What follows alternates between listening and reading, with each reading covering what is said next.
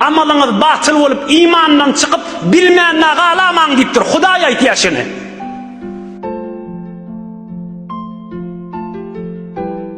Ey iman getiren bendelerim deyiptir Allah Teala. Resulullah'ın kefinin üstüne katınrak keplimen deyiptir.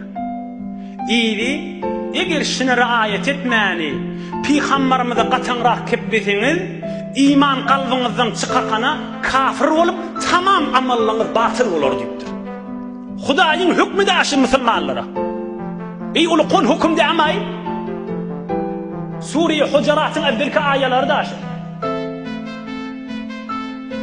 En tehbata a'malukum ve entum la teş'urun. Amalınız batıl olup imandan çıkıp bilmeyenle ağlaman deyiptir. Huday aytiyashini.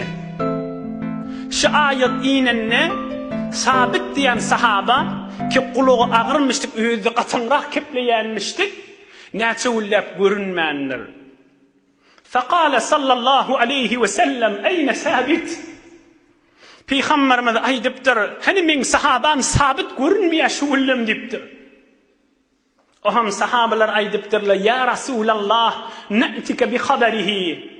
Dirru öyüne var eyli, meriz mıqam, işi var mıqam, ya başka müşkili var mıqam, barıp görüp qaydeyli, sana haberini getireyli. Näme deyip bir sabit gelmeye?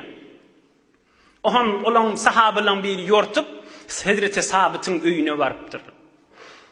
Hazreti Sabit'e aydıptır, Resulullah sallallahu aleyhi ve sellem seni yoklaya. Sen näme näçe ulmer görünen ağ? Ona Sabit aydıptır, erfa'u savti ala Resulillah sallallahu aleyhi ve sellem. Mena bir qatı kepleyen adam deyiptir. Kuluğum ağır olun sen qatında kepleyen deyiptir. Ah şu ayette menden sürüm inip, men imandan çıktım mıqa deyip korkyan, inni özümü üyde zınnan edip saklavatayım, Peygamberimizin yanına barıp da qatında keplep, bir edip bulagamayın deyip korkyan deyiptir. Inni özümü üyde zınnan edip saklavatayım deyiptir. Gönlünü yaşaktırıp ağla veriptir, Hazreti Sabit. Men özüm zaten qatı kepleyen deyiptir. Men hemme edin işlemde batıl bolunlar bu mahaletçili deyiptir. Oham ol sahaba Peygamberimizin mübarek huzuruna varıptır. Ya Resulallah sabit şey deyip deyiptir. Peygamberimiz sallallahu aleyhi ve sellem aydıptır. La bel irci ileyhi. Hiç ucunu deyiptir. Bar evrili şımahal sabit barda evril. وقل له يقول لك رسول الله صلى الله عليه وسلم أنت لست منهم. شو أيد محمد مصطفى أيد صلى الله عليه وسلم sen sabit olun içinde yok. Ol bir ediplin içinde yok. Sen edipli bir sahabalamın biri. Ve yubeşşiruke Resulullah sallallahu aleyhi ve sellem bil cennet.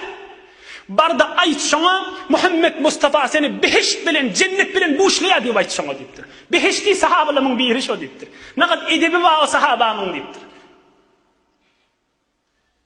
Bar ayt ente leste minhum. ويبشرك رسول الله صلى الله عليه وسلم بالجنة. برد أيت شنب رسول الله سن الجنة بلن بوش لي أهدي وايت شنب ديبتر. إدب لصحابة يهودي لن بيل بي إدب شلونن برابرنا صحابة لن إدب رآية تشني وخداي ورسول الله أولن إدبن تأييد تشنن در صليلين مؤمن مسلمان ده الله. Aytiyan keplemizde, ediyen işlemizde, amallamızda, şuhilamızda, onu bunu güldürecek vaktimizde, onu bunu hava diydirecek bolup da, dinimiz vardı bir edepçilik edip de, kalbimizden iman çıkıp gideğamasın. Allah'ın kelamından ve Resulullah'ın senetli vurrunundan hizmetine de yetirevetin. Şöyle bir hakikat, mümin Müslümanın imanın içinde bağ vurrunlu.